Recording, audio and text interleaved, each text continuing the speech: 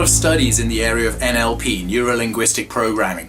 And one of the things that I keep coming back to time and time again is what we call the presuppositions of NLP. And there are a certain set of understandings or perceptions about what makes things tick, how things work, that, as we say in the NLP world, are not necessarily true, but if we go about believing that they are true, they generally lead to more positive results in life.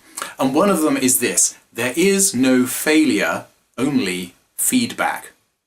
And isn't that a more empowering way of looking at life than to say, I failed, he failed, they failed, it failed?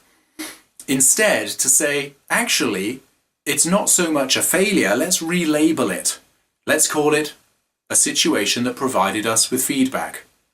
Because then you can do something with feedback. You can't really do much with failure. You can't pick failure up and make it into something.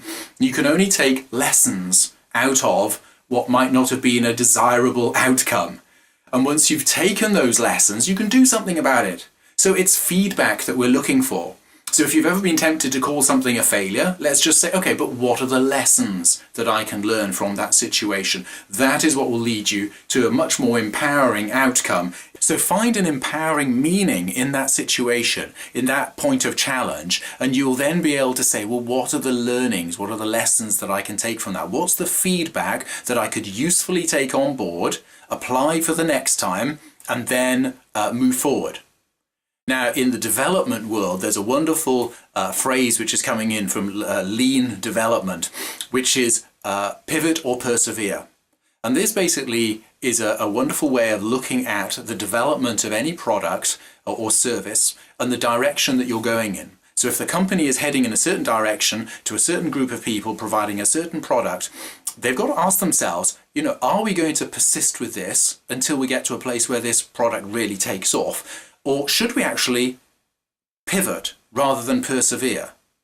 And it's a great mindset to have, because at times it's actually pointless persevering, doing something that hasn't worked in times past. And so that's one of the things that we really need to be aware of, that actually it's sometimes better to pivot, to change course slightly. When you pivot, you don't actually move completely. You keep one foot on the ground and you move the other one to shift into a different direction. And when you do that, it's a slight pivot. You might be taking the same product but to a different audience. You might be dealing with the same audience but giving them a slightly different product. Something stays the same, something changes. And that's a really, really good way of looking at how you progress on your mission towards your vision as you go through life. You don't have to go for a complete career change. You can go for a slightly different audience or different company using the same gifts. A transferable skill, for example, that's a pivot. In other times, it's just a case that things need momentum and you need to stick with it to develop that momentum. When you do that, you will persevere and eventually it'll come true. But be wise. You need to know which one you need to do at each time. Ask yourself, pivot or persevere.